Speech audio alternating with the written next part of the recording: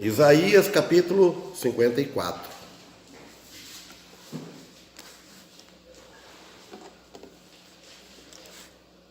Isaías capítulo 54, versículo 1.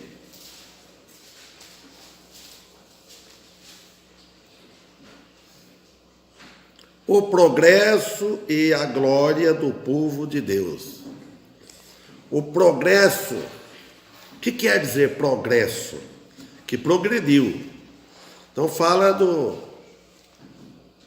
do crescimento espiritual do povo de Deus. Como o povo de Deus vai progredir? Vão ficar ricos? Vão ganhar bastante dinheiro? Pode até ser, mas o sentido na vida espiritual é o crescimento.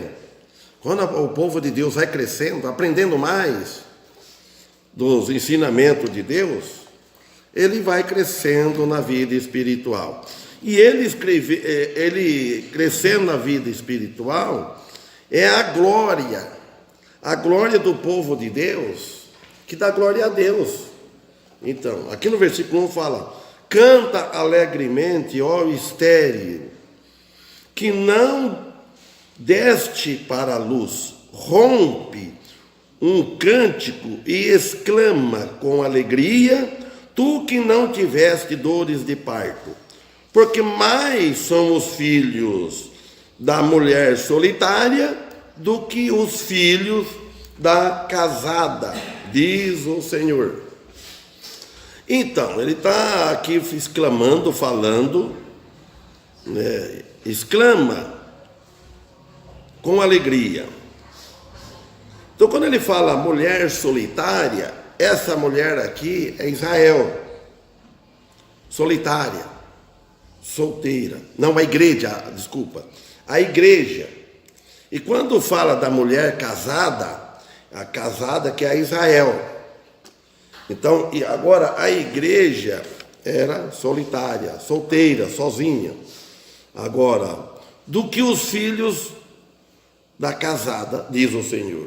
Então, a tribo de Israel, por ter lamentado devido a ele, logo cantarão alegremente devido a ele. A ele quem? Ao nosso Senhor Jesus Cristo. Este é o início de grande moral. Antes que o coração possa saborear o gozo da salvação de Deus, tem que haver um arrependimento. Então, para Israel saborear o gozo da salvação de Deus, ela vai ter que arrepender. Isso nós já sabemos que ela vai arrepender quando na segunda volta de Cristo. Então fala que a tribo de Israel, por ter lamentado, sofrido, clamando, devido a ele, ao Senhor. Então logo eles cantarão, quer dizer que isso vai passar rápido, alegremente, devido ao Senhor, devido quando ele vier na glória. Então aí vai iniciar com grande moral, mas antes disso, dela ter com esse, até com o coração, ela querer saborear o gozo da salvação de Deus, tem que haver um arrependimento, um reconhecimento, primeiro dos pecados e acompanhado com arrependimento. Então nós, o povo de Deus, quando nós aceitamos Jesus, primeiro a gente reconhece que está errado. Reconhece primeiro e reconhecer que ele é um pecador. Reconhecer primeiro que ele é um pecador condenado, que ele necessita da mão de Deus, do apoio de Deus, da salvação de Deus. Quando o indivíduo chega nesse ponto, desse reconhecimento, que ele é um miserável perante Deus, aí ele arrepende. Mas enquanto ele não reconhece que ele está errado, que ele está num caminho errado, equivocado, ele não arrepende. E assim é para nós cristãos também. Nós cristãos, às vezes, a gente não arrepende de algo que nós estamos fazendo errado, porque que nós não reconhecemos que estamos errados. Isso depende do nosso coração. Quando você está fazendo algo, você no seu pensamento, você não crê, eu não estou errado, mas com sinceridade. Então ele não tem como ele arrepender, ele não vai mudar aquele ato que ele está fazendo, se está desagradando a Deus, mas na consciência dele, ele acha que está certo, então vai pela consciência. Então, agora depois do reconhecimento, segundo passo, o arrependimento. O terceiro passo é a confissão. Aí ele confessa, porque vai confessar, vai sair pela boca, que ele reconheceu que ele estava errado, que estava perdido, e ele vai confessar a sua culpa, o seu pecado. E ela, no caso de Israel, ela vai confessar a culpa de ter rejeitado a Cristo. Ela vai culpar, vai arrepender, né, da sua culpa, da dura rejeição a Cristo. Por isso que ela é estéril. E ao menos, neste caso, é Israel casada quando está oficial com Deus, quando está fora da relação, como a mulher solitária, a mulher solteira. Durante o primeiro advento, a primeira vinda, ela rejeitou o seu esposo. Rejeitou. E a igreja tem muitos filhos, quer dizer, seguidores do Senhor. Ela rejeitou, então Jesus veio para os gentios, para os estrangeiros. Aí está a igreja trabalhando, a igreja vai trabalhando, uns mais, outros menos, muitos seguidores de Cristo, que os gentios que foram estéreis, agora pode louvar, pode cantar, por terem sido incluídos no plano de Deus, que é o grande plano da salvação. Nós somos incluídos no plano de Deus. Muitos são os filhos da mulher solitária, fala aqui, falando para Jerusalém. Lá, a Jerusalém lá de cima, não é esse terreno, a qual é a nossa mãe. Então ela aplica aqui este versículo para ela no Novo Testamento. Quer dizer que a tenda, ela é alargada, em antecipação ao grande número de ocupantes. Agora o versículo 2, ele fala assim: amplia o lugar da tua tenda, estendam-se as cortinas das tuas habitações, não o impeças, e alonga as tuas cordas e fixa bem as tuas estacas.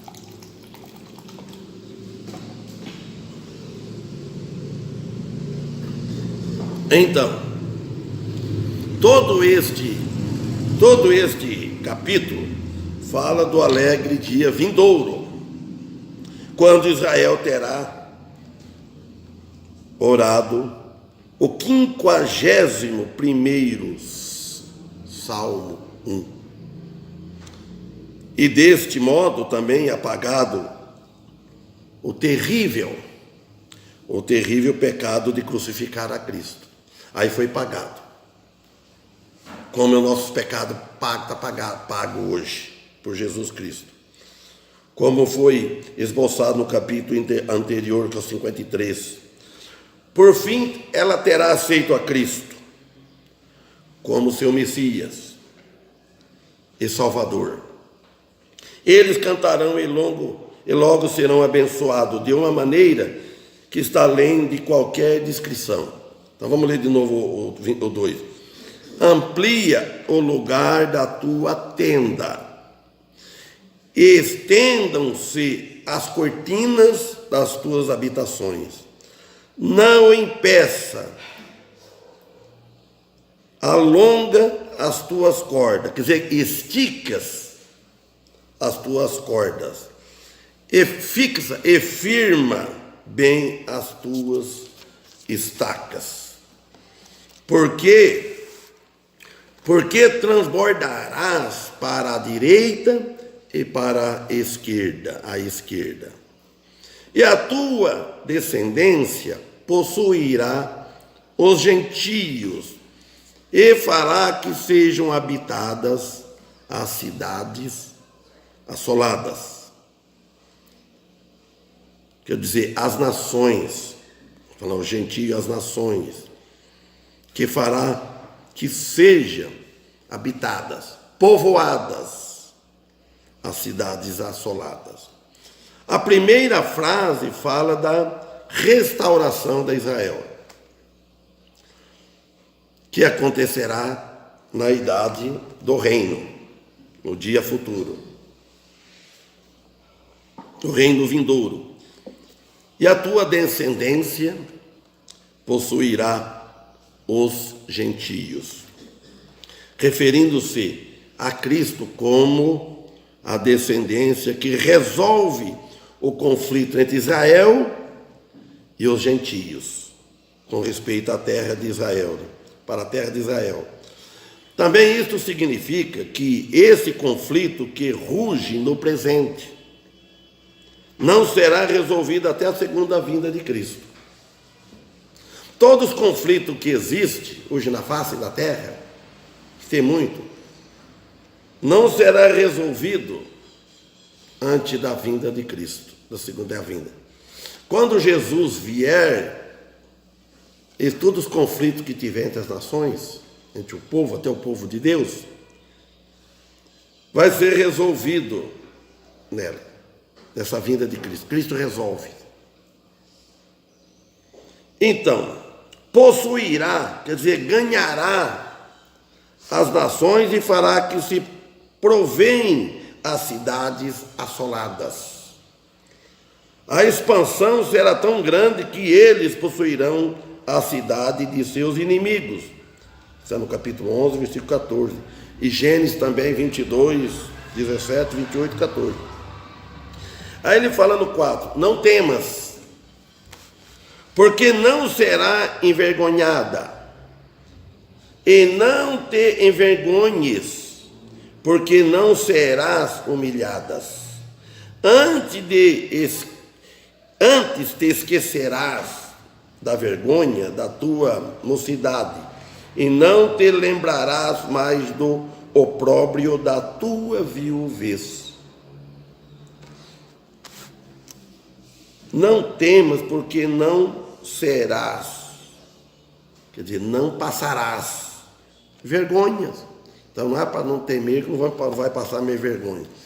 Vergonha o que? Da tua mocidade, fala. A infelicidade do povo de Israel, o povo de Deus, levou a sofrer opressão do Egito e da Assíria. Fala, opróbrio da tua viuvez. Esta figura simbólica já apresenta o exílio babilônio. A vergonha da mocidade de Israel foi a idolatria. E nós também, hoje, o povo de Deus, nós devemos ter vergonha também, vergonha nossa, do nosso passado, de que quando nós era idólatra. Todos que não adoram a Deus, que não tem Deus como Pai, ele é um idólatra.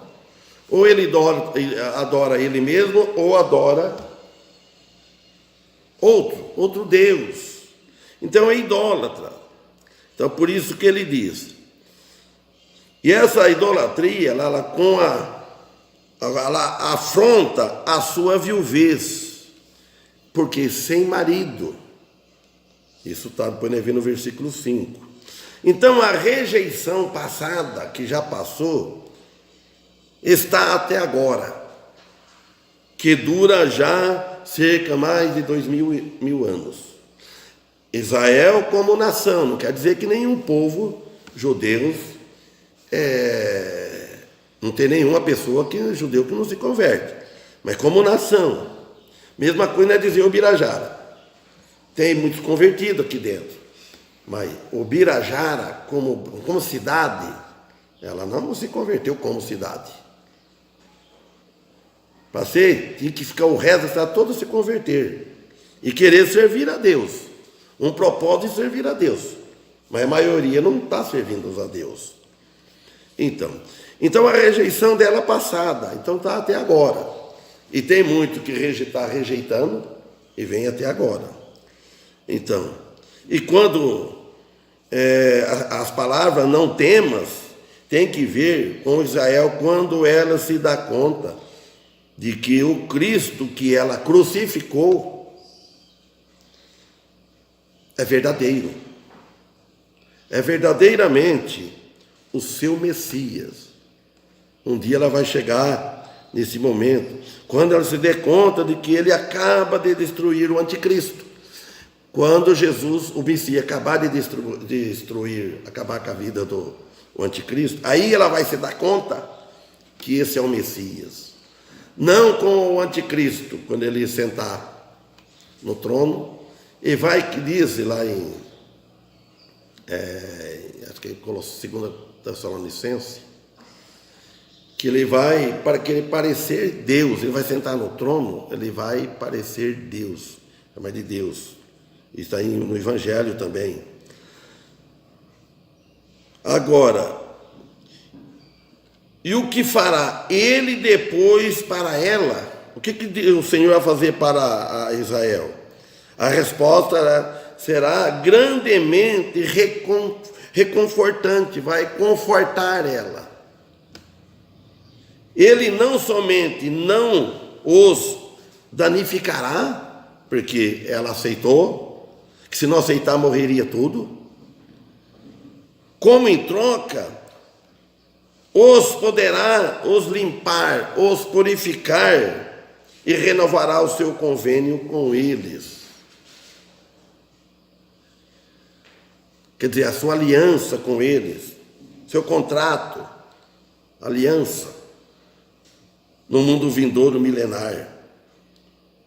Com Satanás, quer dizer, o diabo preso por 1000 anos, diz lá em Apocalipse, capítulo 20, depois dele preso.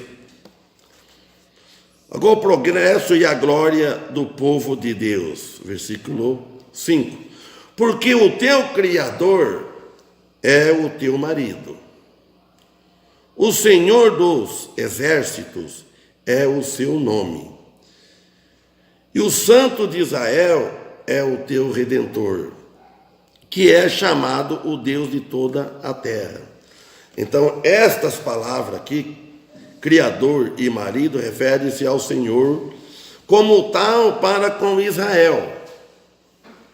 Naquela época, Jesus não foi reconhecido como Deus deles. Quando Jesus veio, nessa primeira vinda, não foi reconhecido. Agora, por quê? Se eles reconhecessem, eles não crucificariam. E também, pelo mundo todo também, não foi reconhecido e não é reconhecido. Jesus não é reconhecido nas famílias, aqui nos lares. Com Jesus, quando ele no lar, numa família, quando ele é reconhecido, a vida é outra, a vida muda. O lar muda. Reconhecer Jesus como Senhor, como dono. Jesus, ele é o nosso esposo, nosso marido. Jesus, ele é o cabeça da igreja. Nós, como cristão indivíduo, nós podemos dizer que nós estamos casados com Cristo. Não vai ter nunca mais esse divórcio. Agora, a igreja ainda não. A igreja aguarda. Quando a igreja for tudo ataviada, enfeitada, como a noiva. Refere-se ao Senhor como tal também para com Israel. Naquela época, Jesus não foi reconhecido como deveria ser conhecido e aceito por eles. Não é só conhecer Jesus, conhecer Deus, mas aceitar. Então, e também pelo mundo inteiro, que vai ver que ele vier outra vez nas nuvens do céu, em poder, em glória, e restaurar Israel, que ela o fará nesse tempo. Vai restaurar.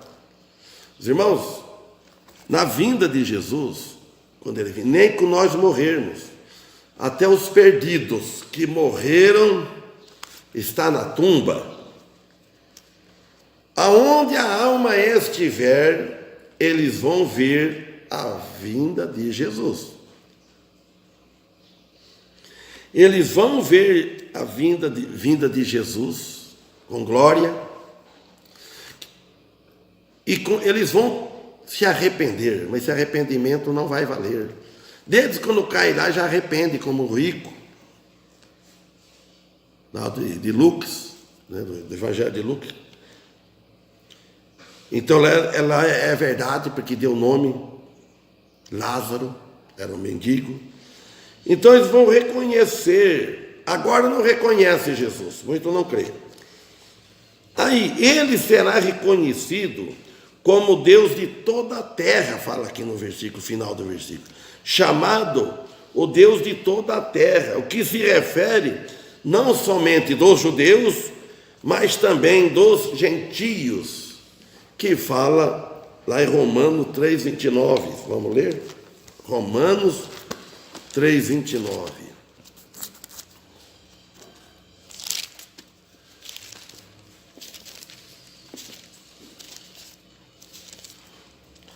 Romanos 3,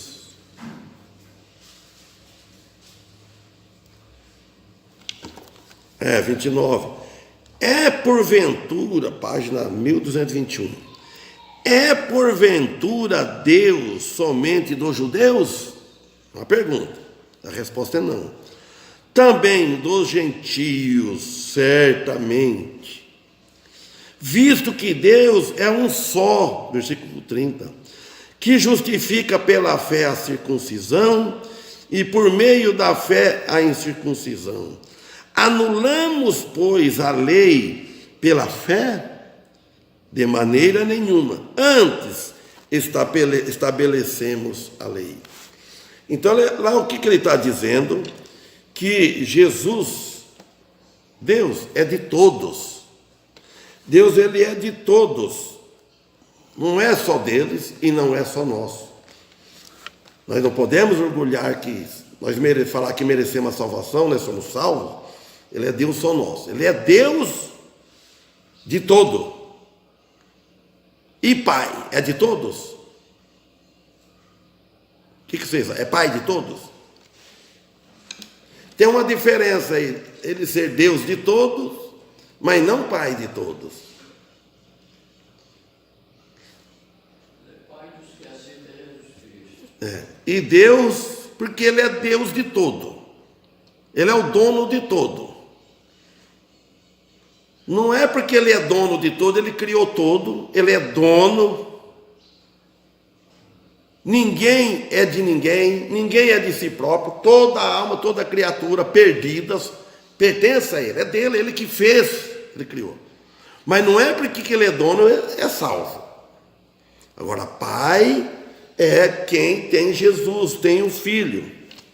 Porque ele disse no Evangelho de João: mas a todos quanto o receberam, deu-lhes o poder de se tornarem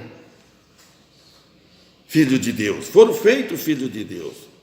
Então aqui mostram que Deus não desistiu deles, de Sião, por motivo de fraqueza ou de necessidade. Deus não desistiu deles e de ninguém. Porque o Senhor te chama como a mulher desamparada e triste de espírito, como a mulher da mocidade que fora desprezada, diz o teu Deus. Então a palavra chamar aqui é nada, na realidade, chamar de novo quer dizer chamá-la de novo para si mesmo. Então ele convoca para voltar, volta, e uma vez mais assumir o ofício de esposa.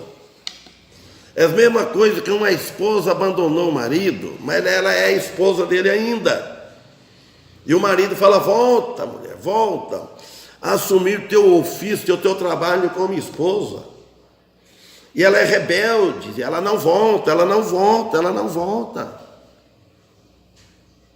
Ficou sem marido, não volta. É o caso de Israel, ele está falando aqui.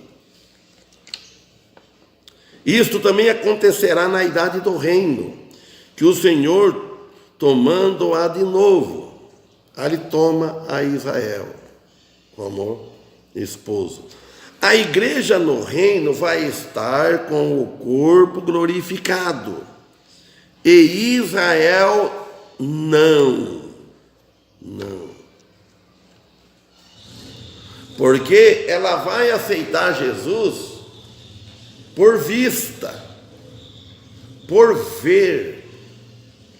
Igual fez Tomé: eu tenho que ver para crer. Vocês viram o sonho interessante? Tomé, quando Jesus apareceu para os discípulos, eles viram Jesus. Tomé não estava. Dá a entender que ele faltava na reunião. Dá a entender. Não está escrito isso, né? Agora, falaram novidade. Ah, não, eu não acredito, eu não vi. Olha, e nele falou assim, ó: eu tenho que ver para crer. Devia acreditar quando eles falaram. Eu tenho que ver e palpar, né? Pôr os dedos. Não tem para me ver. E isso acontece muito hoje. Tem muitos Tomés nas igrejas que faltam na reunião. Aí chega naquele dia da reunião, sai alguma coisa, ele responde assim: não, eu não sabia. Por exemplo, nunca foi cantado esse hino, ou foi cantado, nunca foi cantado. Às vezes cantou num dia que ele não estava. Não tem vários irmãos assim, ó? Nós não saímos aquele hino, cantamos. Por exemplo, eu nunca vi cantar esse hino, porque não estava hoje. Então, quer dizer que faltar nas reuniões. Então, por isso que ele disse aqui, ó, versículo 7: por um breve momento te deixei, mas com grande misericórdia te recolhereis. Com um pouco de ira escondi a minha face de ti por um momento, mas com benignidade eterna me compadecerei de ti, diz o Senhor, o teu Redentor. Ele fala com respeito aqui para a eternidade. Tem sido somente um momento, pouco de ira. Com respeito à eternidade, então tem sido um momento, pouco, em considerar a eternidade. Quer dizer que não vai ser eternidade com ira. É por um breve momento eu te deixei, não é para sempre. Até hoje, a pessoa tem chance de converter, ela não está perdida ainda, eterna. Enquanto a pessoa está vivendo, ela é perdida, ela não tem salvação se ela não tiver Cristo. Mas só que ela ainda não é eterna. Para Deus sabe, falando para nós. Deus sabe se ela vai converter ou não. Aí para Deus é eterna. Sabe que ela nunca vai aceitar Jesus. O filho dele está é perdida eternamente. Mas para nós, vamos falar, ela tem uma esperança que aquela pessoa que visita ela converte. Então ela não está eternamente. Então a condição de Israel é comparado com a misericórdia de Deus, que a misericórdia de Deus não tem fim, disse Lamentações de Jeremias, capítulo 3. Ela não tem fim, da qual o Senhor mostrará para Israel que é a misericórdia do Senhor, ela é eterna. O dia que a pessoa, que ela se arrepender, de verdade aceitar, a misericórdia está estendida. Hoje também a misericórdia do Senhor está estendida a todo mundo. Então, que é eterna a sua ira, e é verdadeiramente, que a ira de Deus ela é eterna, é verdadeira. Se a pessoa não se arrepender, é eterna a ira de Deus. Vai ser jogada no lago de fogo e nunca mais sai de lá. Não tem sacrifício que tira, não tem oração que tira, não tem nada que tira. Caiu lá, é eterno. Entrou no milênio, é eterno. Desde já, o nosso corpo ainda não é eterno. O nosso corpo, ele volta para o pó, porque do pó ele foi feito. O nosso corpo, ele é corrompido. Ele vai... Porque o salário do pecado é a morte. É a morte. Então nós vamos morrer. E vamos sofrer para morrer. Por que fala o salário do pecado da morte? O pagamento do pecado é a morte. Mas lá não vai ter morte. Aí o corpo glorificado não é do pó. Ele é eterno, ele é vindo dos céus. Como Cristo. Como ele é, o veremos. Né? Vamos ser igual ao Senhor, corpo glorificado. É muito interessante isso. Então,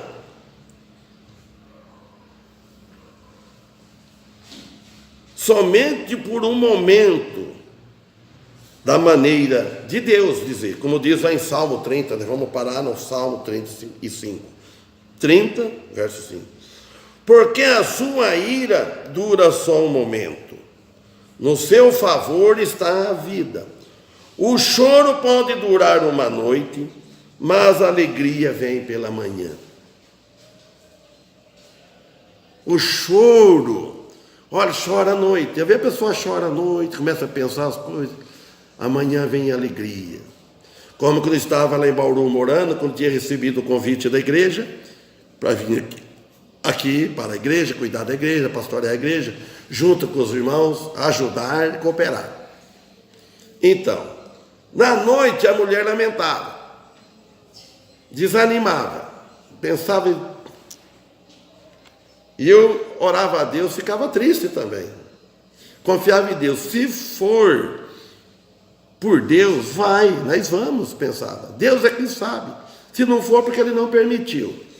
Quando acordava no outro dia, tirava tudo aqui, ficava toda animada, cheia de planos.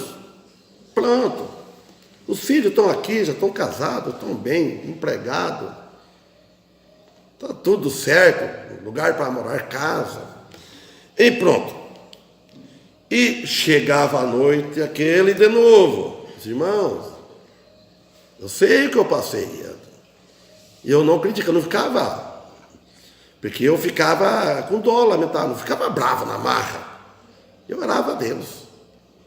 Então, lembra bem aqui. Porque a sua ira dura só um momento. A ira de Deus só um momento em comparação. No seu favor está a vida eterna. O choro pode durar uma noite. Quer dizer que nessa que nós estamos vivendo aqui pode ser uma noite. Mas a alegria vem pela manhã. A manhã do milênio, do sol, quando nós estivermos, é só alegria. Só alegria. E terminando. E aconteceu que estamos aqui. Estamos aqui até quando Deus permitir. Porque Deus quem põe e Deus quem tira, não sabemos. Ou tira através de morte, eu não sei. Não sei o que vai acontecer. Eu sei até agora. De agora para lá ninguém de nós sabemos. Graças a Deus por isso. Que ninguém sabe onde, que nem o Júnior, onde falou ontem. Graças a Deus que não sabe. O irmão Paulo brincou na fila com um dos membros. A fila da morte, como está aqui essa fila, ó. Aí ela falou assim, em que posição eu estou? Eu não sei. Eu não sei, que posição. E o Júnior entendeu isso aí. E falei, que posição que está na fila? A morte é uma fila. Quer dizer que pode morrer aquele que está na ponta lá da fila, ou pode morrer o do meio, ou esse daqui. É uma fila mesmo. Né? Estamos tudo numa fila de vida, enfileirado. Algum do mês sai um novo, um velho. Então. Amém?